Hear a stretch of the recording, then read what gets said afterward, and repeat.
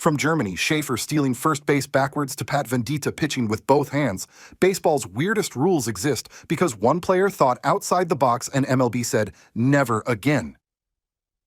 Baseball's rulebook is over 100 pages long, filled with incredibly specific regulations that seem almost absurd when you read them. Why is there a rule about not being able to run the bases backwards? Why do ambidextrous pitchers have to declare which hand they're using before each batter? Why can't players blow on a baseball to change its direction? The answer is simple. Because at some point in baseball history, a player tried exactly that thing, and it worked so well, or caused so much chaos, that Major League Baseball had to step in and say, absolutely not.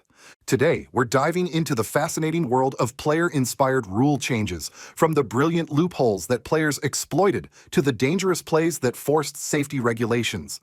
These are the stories of how individual creativity, cunning, and sometimes pure chaos shaped the game we know today. Let's start with one of the most bizarre rule changes in baseball history, inspired by Germany Schaefer. Hermann Germany Schaefer was a utility player in the early 1900s who was known more for his antics than his athletic ability.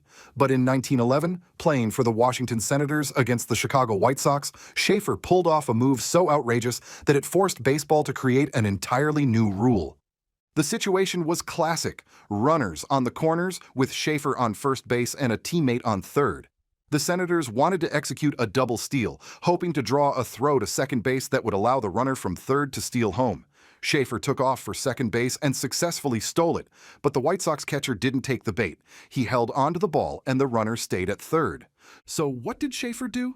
He decided to steal first base. That's right, Schaefer literally ran backwards from second base to first base, hoping to set up another opportunity for the double steal. The White Sox were so confused they didn't know what to do.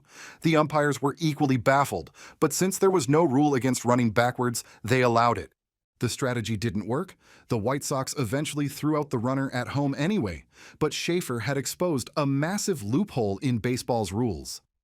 9 years later, in 1920, MLB introduced Rule 5.09b10, which states that after a player has reached a base, he is not allowed to run in reverse order in an attempt to confuse the defense. Germany Schaefer's backwards base running adventure gave us one of baseball's most oddly specific rules, proving that sometimes the best way to get a rule created is to do something so weird that nobody thought to make it illegal. But Schaefer wasn't the only player whose creative base running forced a rule change. Let's talk about Eddie Stanky, a player whose nickname was literally the Brat. Stanky was a scrappy second baseman who played from 1943 to 1953, and he was famous for finding every possible way to gain an advantage within the rules. His most notorious trick happened during a 1950 game when the Philadelphia Phillies' Del Ennis came to bat with Stanky playing second base for the New York Giants.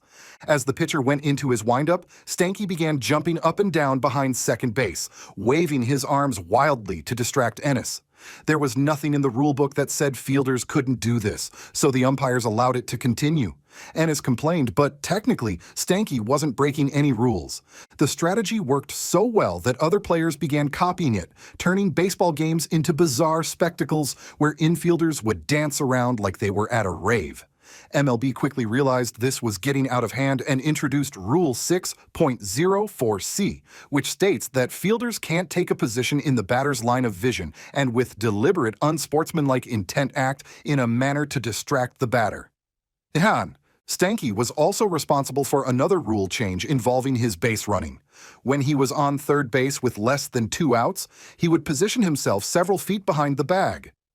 When a fly ball was hit to the outfield, he would time the arc of the ball perfectly, taking off at full speed just as the catch was made. This gave him a significant head start toward home plate, and it was completely legal. Until it wasn't. MLB banned this Stanky maneuver as well, requiring runners to remain in contact with the base until the ball is caught. Eddie Stanky's creative interpretation of baseball's rules forced MLB to write multiple new regulations, earning him a permanent place in the history of player-inspired rule changes. But perhaps no player-inspired rule change is more famous than the one that came from Eddie Gatel's single-plate appearance in 1951. Bill Veeck, the owner of the St. Louis Browns, was known for his publicity stunts and promotional gimmicks. But his most famous stunt involved signing Eddie Gadel, who stood just 3 feet 7 inches tall, to a major league contract. On August 19, 1951, in the second game of a doubleheader against the Detroit Tigers, Veek sent Gadel to the plate as a pinch hitter in the bottom of the first inning. Gadel wore uniform number 1/8 and carried a tiny bat. The Tigers pitcher Bob Kane had no idea what to do. Gadel's strike zone was virtually non-existent, maybe 1.5 inches from his knees to his chest. Kane threw 4 pitches nowhere near the strike zone, walking Gadel on 4 pitches. The crowd went wild as Gadel trotted to first base, where he was immediately replaced by a pinch runner. American League President Will Harridge was not amused. He voided Gadel's contract the next day, ruling that it was a mockery of the game. But more importantly, MLB began enforcing much stricter rules about player contracts, ensuring that teams couldn't sign players purely for publicity stunts. Gadel's single-plate appearance led to regulations that still exist today about the legitimacy of player contracts and the commissioner's authority to void agreements that aren't made in good faith. Moving from the bizarre to the tragic, some of baseball's most important rule changes came from player safety concerns, particularly the death of Ray Chapman in 1920. Chapman was a shortstop for the Cleveland Indians, who was known for his speed and defensive ability. On August 16, 1920, during a game against the New York Yankees, Chapman came to bat against pitcher Carl Mays, who was known for his submarine delivery and aggressive pitching style. Mays threw a high fastball that struck Chapman in the head, fracturing his skull. Chapman died the next day, becoming the only player in Major League history to die from an injury sustained during a game. Chapman's death forced MLB to confront the dangerous conditions that players faced every day. Baseballs in that era were rarely replaced during games, becoming dirty, scuffed, and increasingly difficult to see as games progressed. Pitchers were also allowed to doctor the ball with foreign substances, making it even harder for batters to track. In response to Chapman's death, MLB implemented several crucial safety measures. Umpires were required to replace dirty or damaged baseballs with fresh, clean ones throughout the game. The spitball and other doctored pitches were banned, though some pitchers were grandfathered in and allowed to continue using them until they retired. These changes didn't just improve player safety, they fundamentally altered the game itself. The introduction of clean, lively baseballs helped usher in the live ball era and contributed to the offensive explosion of the 1920s, including Babe Ruth's home run records. Ray Chapman's tragic death led to safety regulations that protected countless future players and changed the very nature of baseball itself. Fast forward to the modern era, and we find that players are still inspiring rule changes, though usually for less tragic reasons. Take the case of Pat Venditta, baseball's most famous ambidextrous pitcher. Venditta could pitch effectively with both his left and right hands, using a special 6-fingered glove that allowed him to switch between hands during games. When he was drafted by the New York Yankees in 2008 and began playing in their minor league system, he created a unique problem that baseball had never encountered before. What happened when an ambidextrous pitcher faced a switch hitter? Both players could theoretically keep switching sides indefinitely, creating an endless loop of strategic adjustments. During one minor league game, Venditta and switch-hitting batter Ralph Henriquez engaged in exactly this scenario, switching sides multiple times before the umpires finally intervened. This bizarre standoff forced professional baseball to create what became known as the Pat Venditta rule.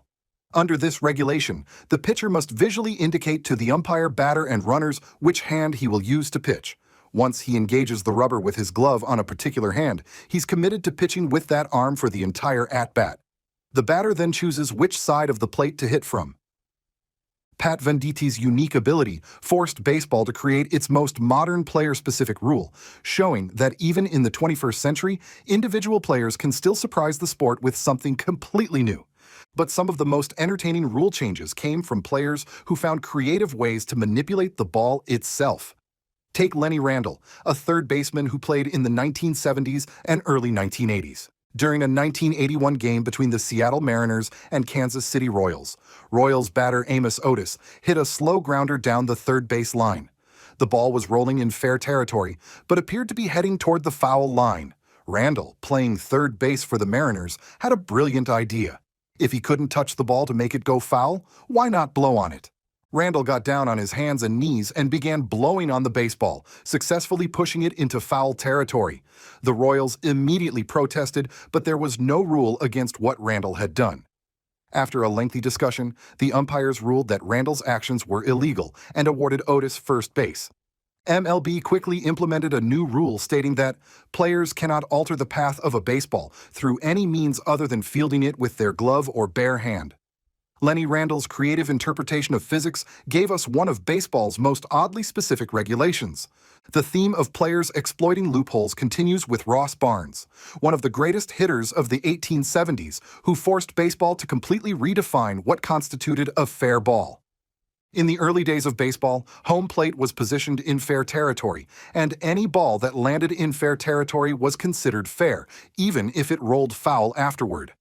Barnes mastered the art of hitting what were called fair foul hits, balls that would land just inside the foul line and then spin into foul territory, making them nearly impossible to field. Barnes was so good at this technique that he hit .429 in 1876, a record that still stands today. He would take a full swing and aim for the top of the ball, causing it to bounce off home plate and roll away into foul territory. When infielders positioned themselves to field these bunts, Barnes would simply swing away for extra bases. Barnes's dominance forced baseball to make a fundamental change to the game. In 1877, MLB moved home plate back into foul territory and established the rule that a ball must remain in fair territory past first or third base to be considered fair. This rule change effectively ended Barnes's career. His batting average dropped to .272 the following season, and he never again approached his previous level of success. Ross Barnes's fair foul hitting technique forced baseball to redefine one of its most basic concepts, showing how a single player's skill could reshape the entire sport. Sometimes rule changes came from players who were simply too dominant for the good of the game. The most famous example is Bob Gibson, whose incredible 1968 season forced MLB to make dramatic changes to help hitters. Gibson posted a 1.12 ERA in 1968, the lowest single-season ERA in the modern era. But Gibson wasn't alone. Pitchers across baseball were dominating hitters to an unprecedented degree. The league-wide ERA was just .298, the lowest since the dead ball era, and offense had nearly disappeared from the game. Major League Baseball realized that something had to be done to restore balance between pitching and hitting. Before the 1969 season, they made two crucial changes. The pitcher's mound was lowered from 15 inches to 10 inches, and the strike zone was reduced from the top of the shoulders to the knees down to the armpit to the top of the knees. These changes had an immediate impact. League-wide ERAs rose, and offense returned to more entertaining levels. Bob Gibson's dominance had been so complete that it forced baseball to literally change the physical dimensions of the playing field. The tradition of player-inspired rule changes continues into the modern era with safety regulations. The Buster Posey rule, implemented after the Giants catcher suffered a devastating leg injury in a home plate collision in 2011, prohibits runners from deviating from their direct path to home plate to initiate contact with the catcher. Similarly, the Chase Utley rule was created after Utley's controversial slide broke Mets shortstop Ruben Tejada's leg during the 2015 playoffs. This rule requires runners to make a bona fide attempt to reach and remain on the base during potential double plays. Even equipment regulations have been inspired by individual players. In the 1980s, several players began using oversized first baseman's mitts that gave them an unfair advantage.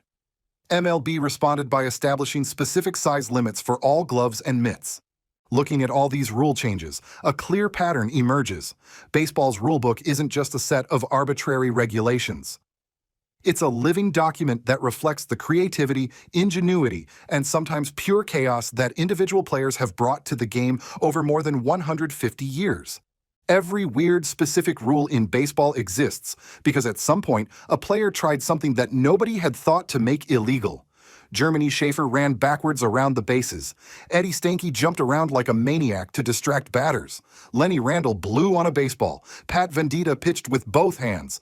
These players didn't just play baseball. They pushed the boundaries of what baseball could be. They found loopholes, exploited weaknesses, and forced the sport to constantly evolve and adapt. Sometimes their innovations made the game better, sometimes they made it safer, and sometimes they were just so weird that baseball had to step in and say, never again. But that's what makes baseball beautiful. It's a sport that's constantly being redefined by the players who play it. Every generation brings new ideas, new strategies, and new ways to gain an advantage. And when those innovations go too far, baseball adapts, creating new rules that become part of the game's rich history.